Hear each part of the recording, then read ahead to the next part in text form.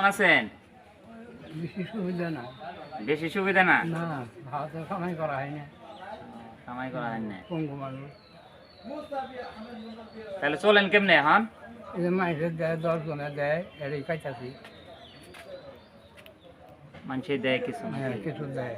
ও, পাড়া মানুষ একটু বলা, আচ্ছা আচ্ছা। 20 টাকা করে দেয়, সরকারি দেয়।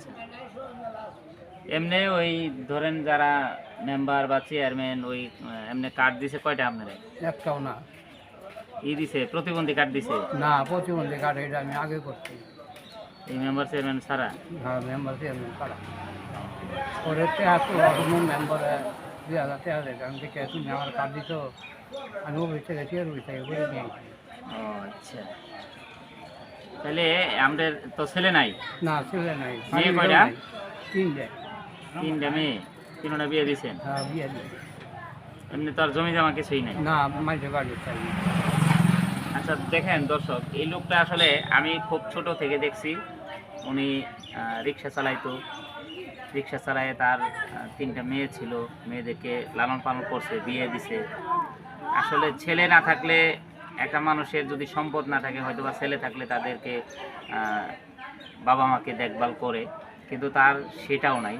এখন মেয়েরা যেখানে মেয়েদেরকে বিয়ে দিছে, মেয়েরা যে তাদেরকে দেখবে তাদেরও ওই রকম আর্থিক সচ্ছলতা নাই। যে কারণে এই লোকটা কিন্তু এখন যে সে কর্ম করবে, রিক্সা চালাবে, সেই সামর্থ্যও তার নাই। এখন সে দেখা গেছে মানুষের সহযোগিতায় সে আসলে জীবনটা চলতেছে তার।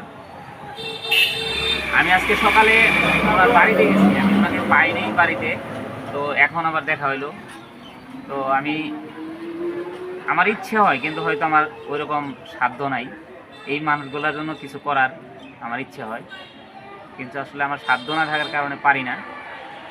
তো আমি তারপরও চেষ্টা করছি, ওনার জন্য একটা নতুন পাঞ্জাবি কিনছি, আমি সকালে দিয়েছি। তো ওই পাঞ্জাবিটাই ঈদের দিন আপনি পরবেন। আরও কেউ দিছে আপনার পাঞ্জাবি? না, কেউ দেয় নাকি? আচ্ছা দেখেন, আরও কেউ পাঞ্জাবি দেয় নাই। তো আমি কালকে মার্কেটে গিয়ে আমি চিন্তা করছি যে ওনার জন্য একটা একটু ভালো পাঞ্জাবি কিনছি।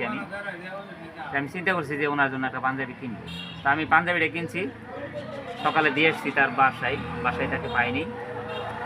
তো ওইটা পাঞ্জাবিটা ঈদের দিন পরবেন, ঠিক আছে? পাঞ্জাবিটা সুন্দর আছে, পরবেন। আর হচ্ছে যে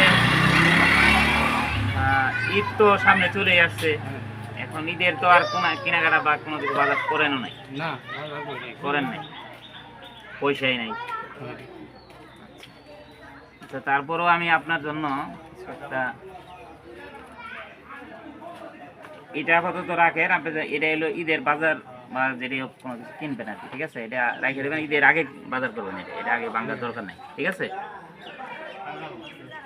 তো আসলে দর্শক, আপনারা অনেক বিত্তশালী আছেন, তো চেষ্টা করবেন যে এই সব অসহায় মানুষদের জন্য কিছু করা যায়। চেষ্টা করলে করা যায়, একটু মানে সাহায্যের হাত বাড়াই দেওয়া। আমি আসলে ভিডিও করতেছি এটা দেখানোর জন্য, বিশেষ কিছু না, আমি যে দেখাইতে হবে এমন না। তো আমি আসলে আপনাদেরকে স্মরণ করাই দেওয়ার জন্য যে আপনার আশেপাশে এরকম যদি কোনো লোক থাকে, আপনার যদি সামর্থ্য থাকে, আপনি তাকে চেষ্টা করুন। এটা হচ্ছে আমি উদ্বুদ্ধ করার জন্য। আমি আসলে আমার ভিডিও, আমি কিন্তু অন্য ভিডিও দিই, অন্য ভিডিওগুলো আমার ভালোই ভাইরাল হয় বা আপনারা দেখেন, কিন্তু এই ভিডিও দেওয়া উদ্দেশ্য এটা না যে আমি এই ভিডিও দিয়ে ভাইরাল হওয়ার জন্য আমি এই ভিডিও করতেছি।